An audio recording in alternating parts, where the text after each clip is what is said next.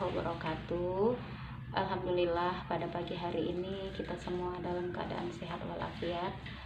Kami dari kelompok 5 ingin mempresentasikan materi tentang perilaku organisasi. Nama saya Jusraini selaku pembuka pada pagi hari ini, dan materi yang nantinya akan disampaikan oleh rekan saya Lisdasari dan Lasmini. Perilaku organisasi. Sebagaimana kita ketahui bahwa organisasi adalah sekumpulan orang yang melakukan kerjasama untuk mencapai tujuan yang telah ditentukan. Sedangkan yang dimaksud dengan perilaku organisasi yaitu suatu studi yang mengamati tentang pengaruh perilaku individu dan kelompok dalam organisasi tersebut sehingga hasilnya dapat memperbaiki keefektifan organisasi tersebut. Nah, ada teori yang menjelaskan mengapa dan bagaimana orang berperilaku dalam organisasi. Yang pertama yaitu teori jenjang kebutuhan.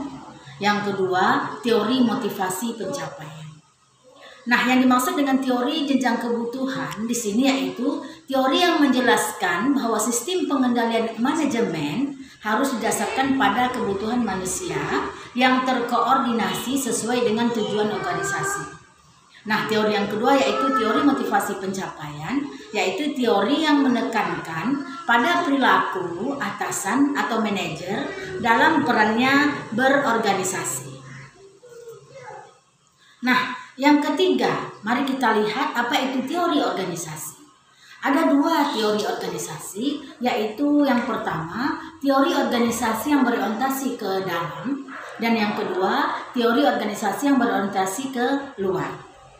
Nah, teori organisasi yang berorientasi ke dalam itu cakupannya yaitu tanggung jawab dalam pengambilan keputusan ke arah intern organisasi seperti proyek-proyek dan program-program organisasi tersebut.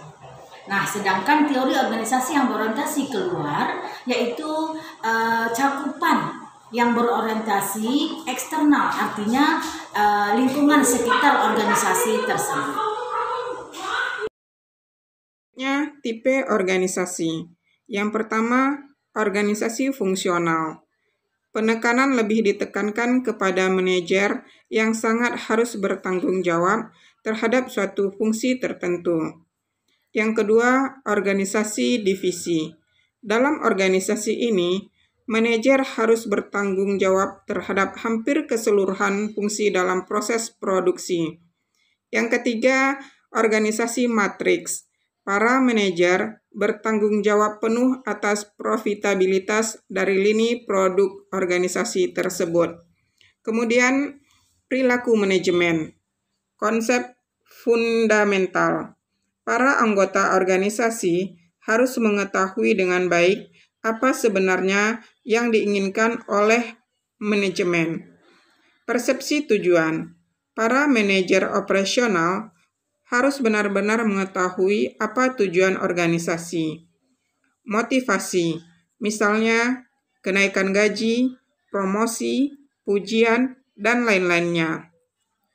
Keselarasan tujuan, menyelaraskan kedua tujuan pribadi dan organisasi. Kerjasama dan konflik, menjaga koordinasi dan keselarasan agar tidak terjadi konflik. Iklim organisasi, suasana di dalam organisasi saling membantu, saling menilai, dan memahami satu dengan lainnya.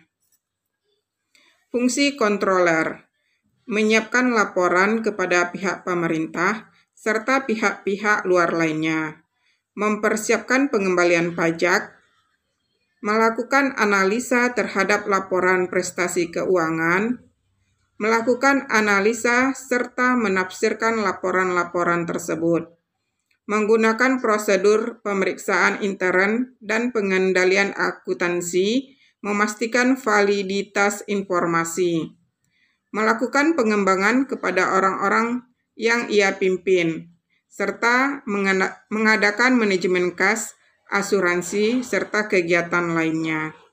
Demikian dari kami kelompok 5. Terima kasih. Assalamualaikum warahmatullahi wabarakatuh.